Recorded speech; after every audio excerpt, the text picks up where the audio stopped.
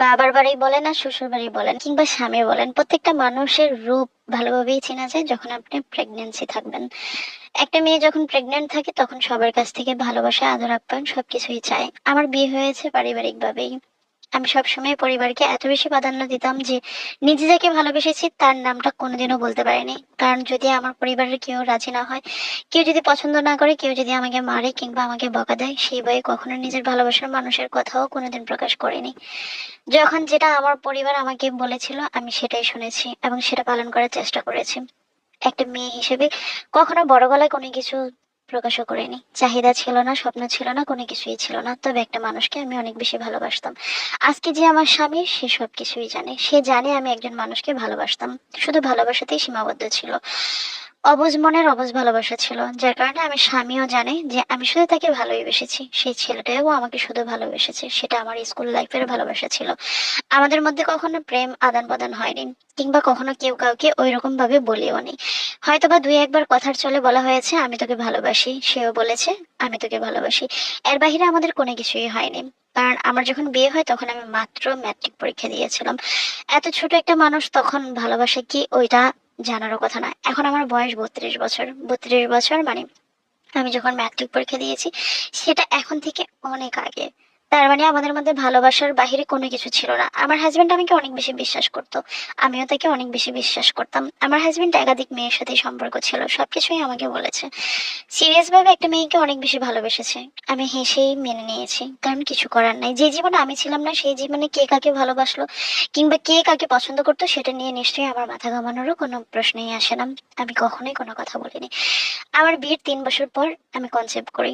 সবকিছুই ঠিকঠাক ছিল সে পর্যন্তই। শ্বশুরবাড়ির মানুষ সবসময় একটু ব্যতিক্রম হয়, মাঝে মাঝে বাবার বাড়ির মানুষ তার চেয়ে বেশি ব্যতিক্রম হয়, যার কারণে আমি আলাদা করে কখনোই এটা হিসাব করিনি যে শ্বশুরবাড়ির মানুষ ভালো না বাবার বাড়ির মানুষ ভালো। আমার কাছে সবসময় মনে হয়েছে যে আমি যতটা করতে পারবো ততটা হয়তো বা শ্বশুরবাড়ির জন্য করলেই আমি তাদের কাছে আদর, ভালোবাসা, সম্মানটুকু পাবো। আমি অল্প বয়সে বিয়ে করলো, আমি কিন্তু আমার সর্বোচ্চ দিয়ে সবাইকে আগলে রাখার চেষ্টা করেছি, সেটা বাবার বাড়ি হোক কিংবা শ্বশুর বাড়ি হোক। আমি প্রত্যেকটা মানুষের সাথে হাসি বিনিময় করতাম, প্রত্যেকটা মানুষের সাথে আমি আদর মহাব্বতের সহিত চলতাম। আমি সবসময় আমার স্বামীকে একটা কথা বলতাম যে তুমি আমাকে সম্মান দিলে পৃথিবীর সবাই আমাকে সম্মান দিবে। আমার স্বামী আমাকে সম্মান দিয়েছে, আমি কখনো সেটা অস্বীকার করতে পারবো না। আমার স্বামী আমাকে ভালোবেসেছে, সেটা আমার কাছে পরম পাওয়া। কারণ এই যুগে এসে একজন স্বামীর একটা আদর্শ পুরুষের ভালোবাসা পাওয়াটা সত্যি ভাগ্যের বিষয়। আমি যখন প্রেগনেন্ট হই 3 বছর পরে, তখন সবাই মোটামুটি খুশি ছিল, কারণ এই 3 বছর আমরা বাচ্চার জন্য অনেক যুদ্ধ করেছি। আমাদের বাচ্চা হয়নি, সেটা আমার নয়, আমার হাজবেন্ডের টুকিটাকি একটু প্রবলেম থাকার কারণেই বাচ্চা হয়নি। আমরা অনেক ডাক্তার দেখিয়েছি, সবাই শুধু একটা কথাই বলে আমাদেরকে সান্ত্বনা দিয়েছিল যে সময় হলে হবে, মেজর কোনো সমস্যা নাই দুজনের একজনের। যাই হোক, সবকিছু মিলিয়ে আমাদের মধ্যে হাসি আনন্দে আমাদের সংসার জীবনটা কেটে গেছে। আমি শ্বশুরবাড়ির জন্য অনেক করতাম, এতটাই করতাম যে হয়তো বা এতটা করার প্রয়োজন ছিল না। সবসময় নিজের মধ্যে একটা অপরাধ বোধ কাজ করতো যে আমার সন্তান নেই, যার কারণে হয়তো বা একটু বাড়িয়েই আমি ওদের জন্য করতাম। আমার হাজবেন্ড প্রায় সময়ই বলতো তুমি এত কষ্ট করো কেন সবার জন্য, সবার হাত আছে পা আছে, সবাই নিজেরটা করে খেতে পারবে। কিন্তু আমার কাছে মনে হতো যে আমি যদি একটু বেশি বেশি করি তাহলে হয়তো বা একটু বেশি বেশি আদর, ভালোবাসা কিংবা মনে জায়গা করে নিতে পারবো। এমনটাই আমি চিন্তা করতাম। যখন আমি প্রেগনেন্ট হই আমি টানা 7 মাস আমার শ্বশুরবাড়িতেই ছিলাম। এর মাঝে আমি হয়তো বা একবার দুইবার কয়েক ঘন্টার জন্য কিংবা এক রাত্রের জন্য বাবার বাড়িতে গিয়েছি, কারণ আমি কখনোই চাইনি যে আমি দূরে কোথাও থাকি আমার স্বামীর থেকে। এই 7 মাসে আমার অনেক অভিজ্ঞতা হয়েছে। এই 7 মাসে আমি অনেক মানুষের কাছ থেকে কষ্ট পেয়েছি, কারণ আমি জানি এই পৃথিবীতে যত মেয়েরাই মা হয়েছে প্রত্যেকটা মানুষেরই কিন্তু একটা পরিবর্তন আসে প্রেগনেন্ট টাইমে। আমারও পরিবর্তন এসেছিল। আমি কাজ করতে পারতাম না, আমার সবকিছুতেই অসহ্য লাগতো। আমি আমার হাজবেন্ডকে সহ্য করতে পারতাম না, পরিবারের মানুষগুলোকে সহ্য করতে পারতাম না। সবকিছুতেই রাগ হয়ে যেতাম, ভালো কথা বললেও মনে হয় যে আমি খুব মাথা গরম করে থাকতাম। এমনটা হতো, খেতে পারতাম না, ঘুমাতে পারতাম না। একদম শুরু থেকেই আমার এই প্রবলেমটা ছিল, যার কারণে আমি সবসময় রেগে থাকতাম। কেউ আমাকে ভালো উপদেশ দিলেও আমার কাছে মনে হতো যে সে আমাকে এই কথাটা না বললেও পারতো। একটা সময় আমার খাবার দাবারে একটু রুচি হলো, রুচি হওয়াতেই আমার মনে হয় যে আমার প্রবলেমটা বেড়ে গেল। আমি যখনই একটু বেশি বেশি খেতে চাইলাম তখনই দেখলাম যে অনেক মানুষই আমার অগোচরে অনেক কথা বলে যে কত খাচ্ছে, কত খেতে পারে। বিশ্বাস করুন এই জিনিসটা আমার একার না, হয়তো বা পৃথিবীতে অনেক মেয়েদেরই এই প্রবলেমটা হয়েছে। আমি টানা ৩ মাস ধরতে গেলে না খেয়েছিলাম। ওই ৩ মাসে আমি পৃথিবীর আলো আমার দেখতে ইচ্ছা হতো না। আমি রুমের বাহিরেই যেতে পারতাম না। বাহিরের আলো, বাহিরের জগৎ, মানুষ কোনো কিছুই আমি সহ্য করতে পারতাম না। এতটা প্রবলেম আমার হয়েছে। যখন ৩ মাস পরে অনেক ডাক্তার দেখানোর পরে আমার খাবারের একটু রুচি হলো, তখন আমার মনে হলো যে আমার খাবারটাও অনেকের কাছেই অসহ্য লাগে।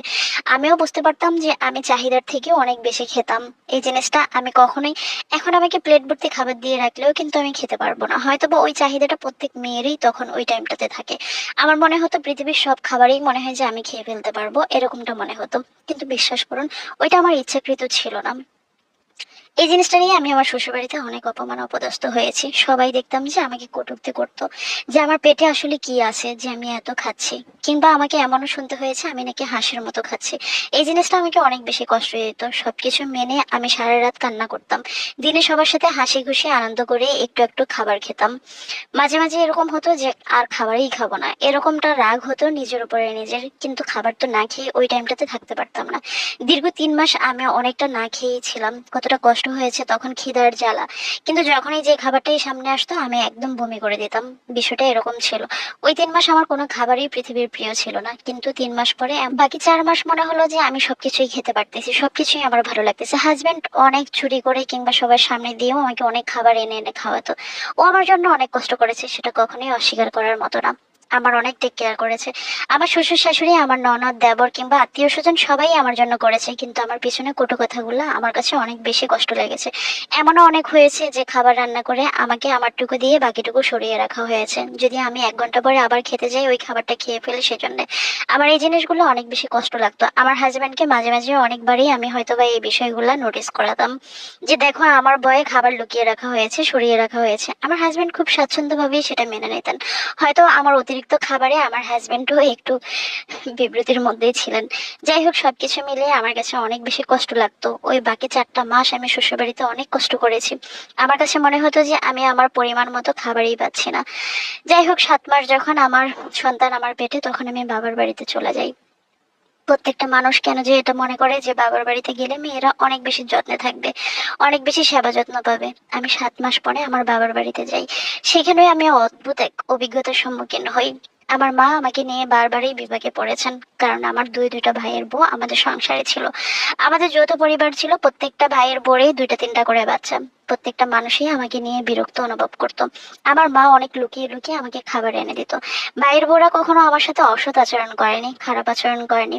তবে হয়তো আমার অতিরিক্ত খাবারটা তাদের কাছেও খারাপ লাগতো। আমার হাজবেন্ড প্রায় সময় বাজার করে দিত আমার বাড়িতে, কিন্তু ওই বাজারটা হয়তো বা তাদের মন ভরতো না। আমার কাছে অনেক বেশি খারাপ লাগতো। একটা মেয়ে যখন মায়ের কাছে যায় তখন অনেক ভালোবাসা আশা করেই যায়।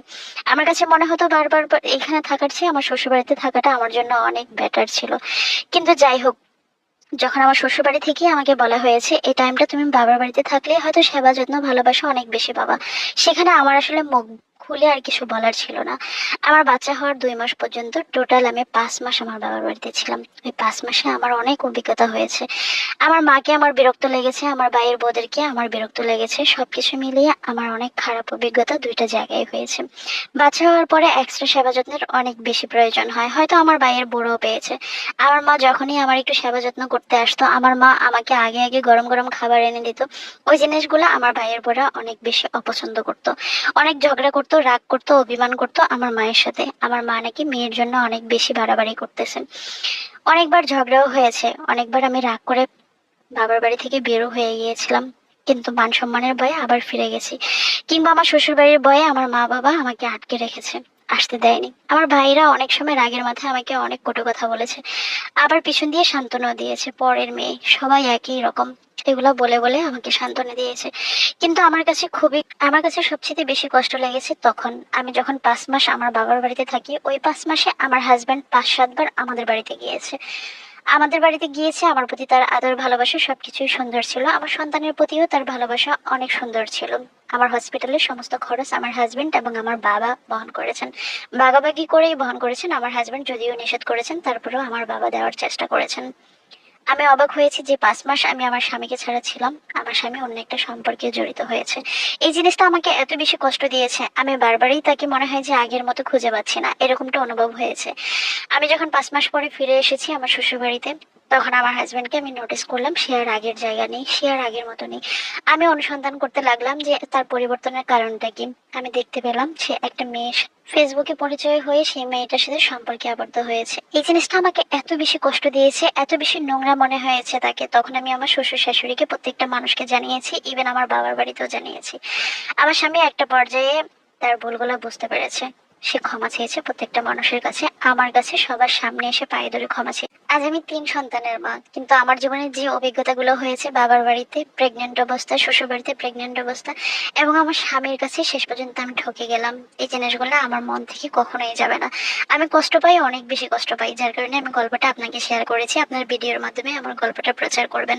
হয়তোবা আমার মতো এই পৃথিবীতে অনেক বোনেরাই আছে যারা অনেক বেশি কষ্টে আছে, কিংবা শ্বশুর বাড়িতে, বাবার বাড়িতে, হাজবেন্ডের কাছে ঠিক প্রেগনেন্ট অবস্থায় কতটা অবহেলিত হয়, কতটা অপমানিত হয়, কতটা কষ্ট পায়। এমনও অনেক পুরুষ মানুষ আছে যে বউ যদি প্রেগনেন্ট থাকে তাহলে অন্য কোনো সম্পর্কের মধ্যে জড়িয়ে যায়। এমন অনেক গল্প আছে, এমন অনেক সত্য ঘটনা আছে যে অন্য নারীর সাথে এতটাই অ্যাডজাস্ট হয়ে যায় যে তাকে শেষ পর্যন্ত বিয়ে পর্যন্ত করে, নিজের বাচ্চার মাকে ডিভোর্স দিয়ে দেয়। এই জিনিসগুলো আমাকে অনেক বেশি কষ্ট দেয়, আমি অনেক বেশি হতাশ হয়ে যাই। আমি আমার প্রায় সময় হাজবেন্ডকেও বলি যে তুমি আমাকে এভাবে ঠকাতে পারলে। তবে সে এখন অনেক ভালো মানুষ হয়ে গেছে, সে আমার অনেক যত্ন নেয়, অনেক ভালোবাসে। আমার সন্তানদেরকেও সে অনেক বেশি আদর যত্ন, এবং একজন দায়িত্বশীল বাবা হিসেবেই তাকে আমি চিনি। কিন্তু সে যখন আমাকে প্রথম কষ্টটা দিয়েছিল, সেটা আজও সে আমাকে বলিয়ে দিতে পারেনি, এটা কখনোই সম্ভব না।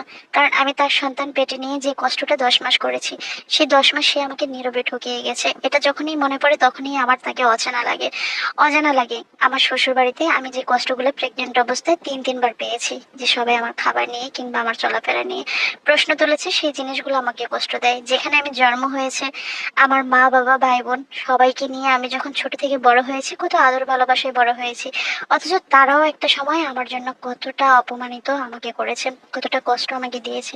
যার কারণে আমি গল্পটা প্রচার করেছি আপনার কাছে। আপনার ভালো লাগলে অবশ্যই সেটা শেয়ার করবেন। বোন রেহেনা ঠাকুরগাঁও থেকে আমাকে গল্পটা পাঠিয়েছেন। প্রথমে ধন্যবাদ জানাই, আপনি আমাকে বিশ্বাস করে গল্পটা পাঠিয়েছেন, আর আমিও আপনার গল্পটা প্রচার করেছি। বোন, প্রত্যেকটা মেয়ের জীবনে কিছু না কিছু স্টোরি থাকে, প্রত্যেকটা ছেলের জীবনে কিছু না কিছু স্টোরি থাকে।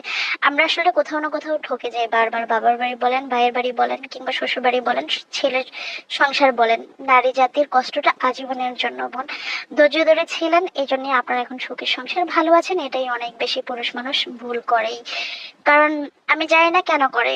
আর প্রেগনেন্ট অবস্থায় একটা নারী সবচেয়ে আদর ভালোবাসা এবং যত্ন স্বামীর কাছেই চায়, সে যদি অন্য নারীর কাছে চলে যায় সেটা আসলে সত্যি খুব কষ্টের। আর আপনি টেরও পাননি আপনাকে এভাবে ঠকানো হয়েছে। এখন ভালো আছেন, 3-3টা বাচ্চার মা, আপনার যথেষ্ট এখন এজ হয়ে গেছে 32 বছর। তার মানে আপনি যে গল্পটা আমাকে প্রচার করেছেন সেটা অনেক আগের গল্প।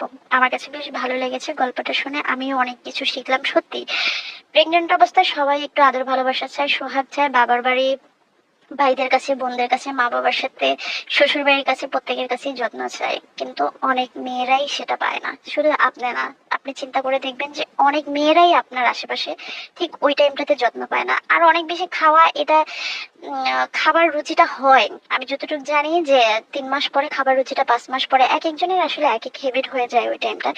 অনেক খেতে পারে। আমার একটা বান্ধবীও ছিল যে সে সারাক্ষণ খেত। আমি একবার তার সাথে প্রেগনেন্ট অবস্থায় তার সাথে রেস্টুরেন্টে খেতে গেছিলাম। ও এত বেশি খেয়েছে যে আমি দেখেও ভয় পাইছি। আমি তাকে এরকম কোশ্চেনও করছি, তুমি কি সারাদিন এভাবেই খাও? সে বললো যে হ্যাঁ, এভাবেই খাই, আমার হাজবেন্ড একটু বিরক্ত হয় না।